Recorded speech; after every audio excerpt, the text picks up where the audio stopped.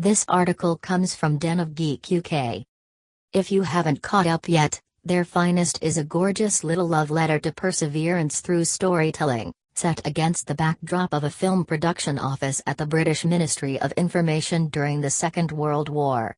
Based on Lessa Evans' novel, Gemma Arterton and Bill Nighy play characters whose access to the film industry has been contingent on the global crisis that takes other young men away from such trifling matters, and it's a real joy to watch. Among other things, the film got us thinking about other films about making films. We're not talking about documentaries, even though Hearts of Darkness, the documentary about the making of Apocalypse Now, may be the greatest film about the making of a film ever made. Nor are we talking about narrative films about filmmaking in which films don't actually get made, like Sunset Boulevard, King Kong, Argo and countless others you might care to name. But we've made our picks of films we like, that also happen to be about the trials and triumphs of making a movie, and what filmmaking means to the people involved. Their Finest would fit comfortably in their ranks, but for now, here are 25 more great films about making films. 25.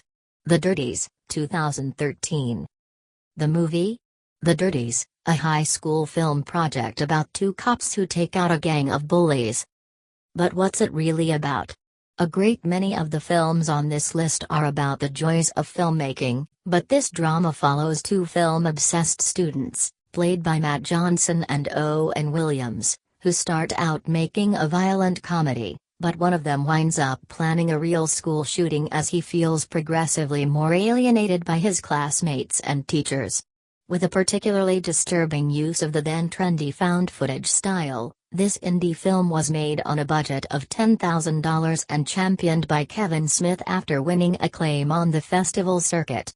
It's a dark movie, not least because of the utterly silent cameramen who film their friends' deteriorating mental state right up to the inevitable conclusion. 24. Get Shorty, 1995. The movie? Mr. Lovejoy, a serious picture produced by Schlockmeister Harry Zim, Gene Hackman. But what's it really about? If there were no more to it than a right observation of how working in Hollywood is much like working for the mob, it wouldn't be on this list. Barry Sonnenfeld's adaptation of Elmore Leonard's novel is about film-loving criminals who see their chance to escape through making movies, from John Travolta's super-cool loan shark Chili Palmer, to Delroy Lindo's drug dealer and aspiring screenwriter. While Zim is less scrupulous in his workings, there's a love of film motivating various characters here, as seen in Chili's on rewatch of Touch of Evil during a rare moment of peace. Unsurprisingly, there's nothing so passionate as that bit in the belated sequel, 2005's Be Cool, which was set in the music industry instead. 23. Me and Erlen the Dying Girl, 2013. The movies? Short spoofs of famous film titles, produced by friends Greg, Thomas Mann, and URL, R.J. Seiler. But what's it really about?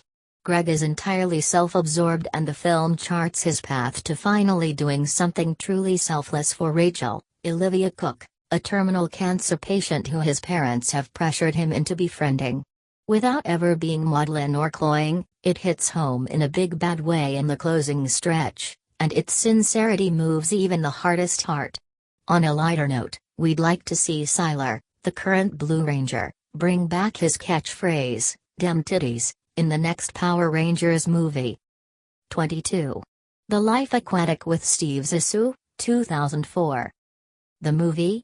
A documentary about the quest to find and destroy a jaguar shark, which murdered oceanographer Steve Zissou's best friend.